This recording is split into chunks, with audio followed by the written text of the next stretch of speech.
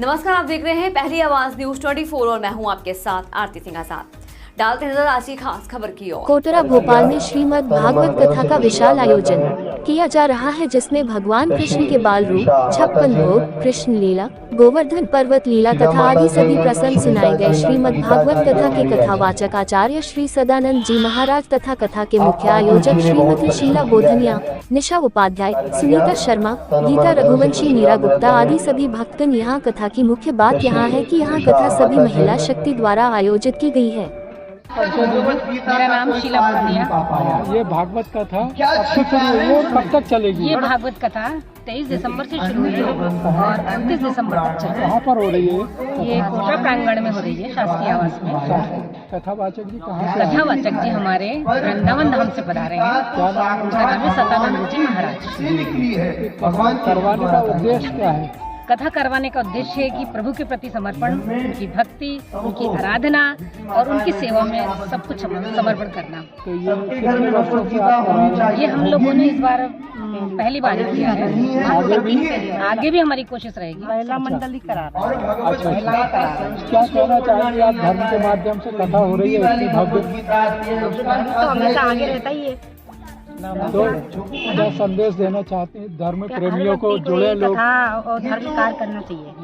जुड़े लोग उसके लिए क्या है संदेश? सबका सहयोग रहा है, मातृ शक्ति का भी, वैसे भी मतलब हर पैसे से वैसे भी हर प्रकार से सहयोग रहा। आज कौन सा प्रसंग आप बताइए। रुक्मिणी विवाह का प्रसंग है। भगवान कृष्ण के साथ रुक्मिणी का विवाह हुआ था, उसका प्रसंग। लगभग कितने श्रद्धालु उपस्थित हुए? मरना भी कैसे ये भी सिखाती है। 500-700 हो सकते हैं। पंडाल पूरा 7 बजे तक चलती है। पंडाल पूरा भर जाता है। भरा रहता है। क्या अपेक्षा करेंगे आप लोग तो धर्म प्रेमियों से? हमारा धर्म है अधिक से अधिक संख्या में कथा सुने, सहयोग करे। भगवत गीता नहीं और धर्म पर चले। यही कहूँगी कि कृष्ण भक्ति में सम्मिलित हो सब, कृष्ण भक्त रहे, सनातन धर्म की जय बोले और सनातन धर्म से जुड़े रहें। बस यही हमारी कामना है। राधे राधे। नेहरू नगर भोपाल में श्री राम कथा का विशाल भव्य महोत्सव का आयोजन। राम कथा महोत्सव भव्य एवं दिव्य सुंदरकांड माता मनोकामेश्वरी देवी मंदिर धाम डी सेक्टर नेहरू नगर में आयोजित किया जा रहा है, जो कि 30 दिसंबर से शुरू हुई थी। कलश यात्रा 24 दिसंबर को बड़ी धूमधाम से निकली गई। कथा का समय 4 बजे से 8 बजे तक है तथा इस कथा का समापन 1 जनवरी को होगा तथा कथावाचक आचार्य श्री निवलेश दीक्षित जी महाराज भागवत रत्न है। कथा के आयोजक अजय पांडे जी है। मैं अजय कुमार पांडे, भोपाल महानगर जागरूक नागरिक मंच का संयोजक हूँ। भोपाल महानगर जागरूक नागरिक मंच के तत्वाधान में अयोध्या में भव्य राम मंदिर निर्माण के उपलक्ष्य में इस बार राम कथा का आयोजन किया गया है। राम कथा का आयोजन 13वें वर्ष में कथा प्रवेश कर रही है। निरंतर 13वें वर्ष में राम कथा का प्रवेश हुआ है।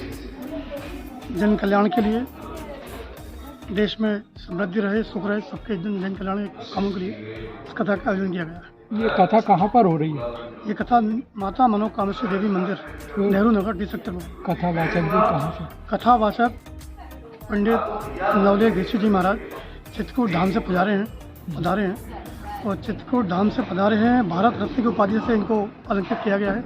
बहुत ज्ञानी पुरुष हैं। यानी पूरे भोपाल में जगह जगह से सब लोग आ रहे हैं। बहुत अच्छा रिस्पॉन्स मिल रहा है, बहुत अच्छा संदेश जा रहा है समाज। ये कब से कब तक चलने वाली कथा? ये 24 तारीख से 1 तारीख तक लगातार कथा वाचन होगा। 3 बजे से 7 बजे तक लगातार कथा का वाचन होता है।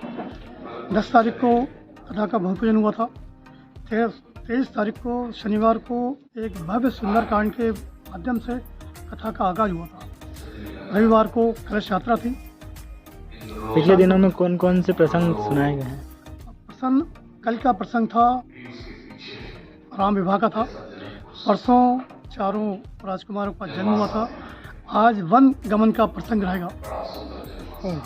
लगभग कितने श्रद्धालु उपस्थित हो? लगभग 1000-1500 लोगों का डेली आना होता है। क्या क्या कार्यक्रम रखे गए हैं? क्या क्या कार्यक्रम रखे गए हैं? यही कार्यक्रम है। राम कथा का वाचन लगातार है और 1 तारीख को उसका समापन है। 2 तारीख को हवन के माध्यम से इसका समापन हुआ। ये राम मंदिर बनने के उसके उपलक्ष्य में करवा रहे हैं आप? तो ये कब हो रहा है राम मंदिर वाला कार्य? राम मंदिर 22 जनवरी को जो उसका निश्चित हुआ है, माननीय प्रधानमंत्री नरेंद्र मोदी जी उसका शिलान्यास करने वाले हैं। तो सनातन धर्म के माध्यम से क्या सनातन धर्म को मजबूती के लिए, सनातन धर्म के मजबूती के लिए रामचरितमानस का जन जन के मन में ये प्रभाव बैठता है। रामचरितमानस जीवन दर्शन है, जीवन शैली है। तो धर्म के माध्यम से अधिक लोग जुड़े, उसके लिए आप किस तरह से आह्वान करना चाहते हैं? हाँ, मैं ये आह्वान करना चाहता हूँ कि माताओं बहनों में, बच्चों में, बाल गोपाल में हमारे यहाँ 18 वेद,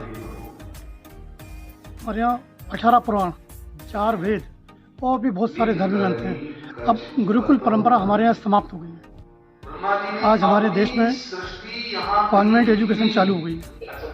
कॉन्वेंट एजुकेशन ने हमारे सनातन धर्म को कमज़ोर किया है। हमारे सनातन धर्म को मजबूती के लिए राम कथा का आयोजन बहुत आवश्यक है, क्योंकि हमारे यहाँ अब गुरुकुल परंपरा खत्म होने के कारण ये सारे शास्त्रों का, ये सारे ग्रंथों का वाचन नहीं हो पाता, बच्चे को पढ़ना नहीं आते। तो इन कथाओं के माध्यम से जो भी उनको मिलता है, इन कथाओं के माध्यम से उनको जानकारी मिलती है। तो आगामी इस तरह के आयोजन होते रहेंगे निरंतर होगा, जब तक सांस रहेगी तब तक ये प्रोग्राम चलते रहेंगे। इस बार कथा का 13वां वर्ष है, निरंतर 13वां वर्ष है। कोरोना कार्यकाल में पूरे अच्छे से कथा हुई है, दोनों साल। प्रभु की अपार कृपा है, हनुमान जी की बहुत कृपा है। बहुत धन्यवाद मीडिया।